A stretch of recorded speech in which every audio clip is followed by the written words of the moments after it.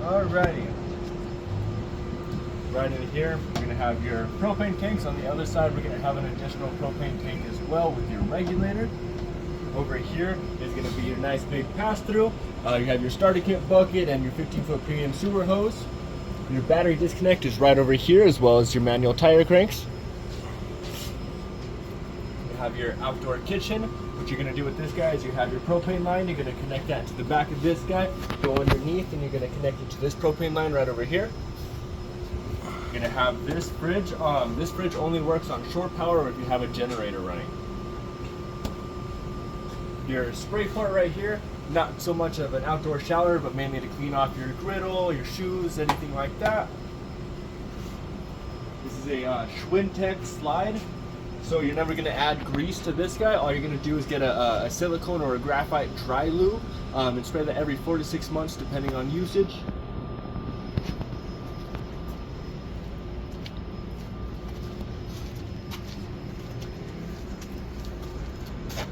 Your 50 amp shore power cord.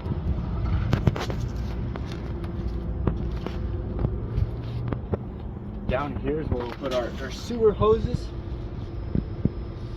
And then we can also see our fresh water drain right here, as well as our overfill. And then a little bit further up is our sewer outlet connection, is right underneath here. So with this guy, you're going to get your 15-foot premium sewer hose, put that on there, thread that out to your sewer outlet connection, and then over here, we have your wet bay, where we're going to have your black tank and your gray tank. So with these, you're always going to pull your black first and then your gray.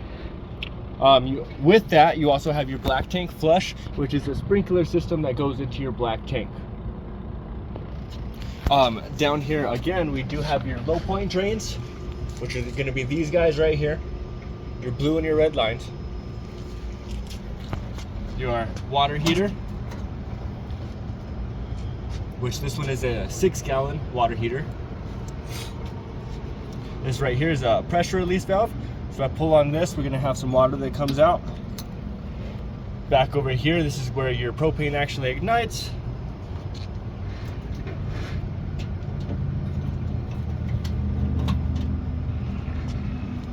And then now back to this wet bay. Your city water connection is also your freshwater connection on this guy. So all we're gonna have to do is follow the diagrams.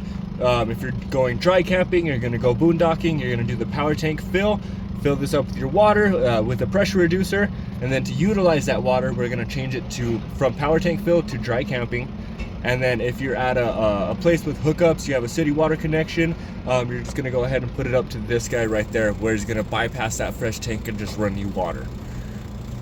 And then of course you have your winterized section and your sanitize. Winterizing is of course for winter, where you're gonna add your glycol and antifreeze, and sanitize, that's when you're cleaning all of your lines, adding bleach and so on and so forth. And then here is where we have your outdoor shower. And then an external button for your your water pump. Our other propane tank, like I showed you, and then your regulator is right over here.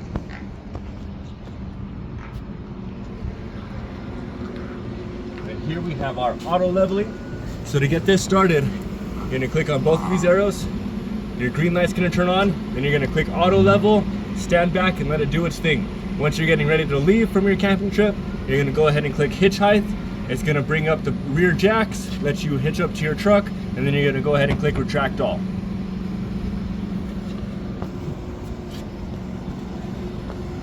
Now we'll head on inside.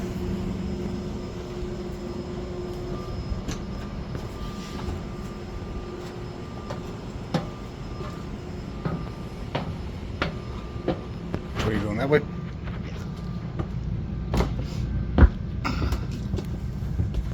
Alrighty, so this is your main control panel for the whole unit.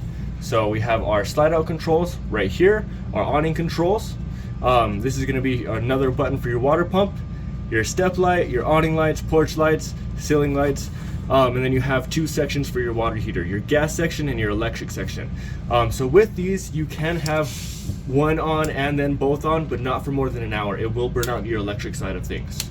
And then here are your tank heaters, which you're gonna turn on if it gets relatively cold. Then right over here, we have our levels. So we have our battery level, our fresh tank level, our black level, gray level, and so on and so forth. As we head down here, we have controls for the air conditioner and our max air fan. So this max air fan is going to control this guy right up there. And then of course the air conditioner is going to control our air conditioner and our furnace. To get your stove lit, we're going to turn these guys to the flames. Of course, you don't have to do all three at the same time, just to show you that they work.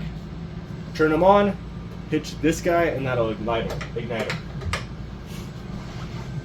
And then for your fridge, our on and off buttons are to the left-hand side, and then this is where we're going to swap it from auto or gas. So if you have it on that auto function, it's mainly going to run off your AC, but you can manually swap it over to gas if need be. And then your cold settings right over here.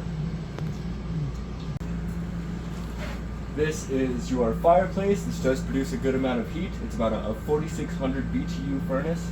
Your power button's all the way to the far left-hand side. You can change the colors on these guys if you'd like, dim it down, change the heat settings, and then there's even a timer on it. You have your stereo hidden right behind here. Power button. Yep, power button is this guy right there, so if that power button's not on, your stereo will not turn on. And then you have another air conditioner control in your master bedroom.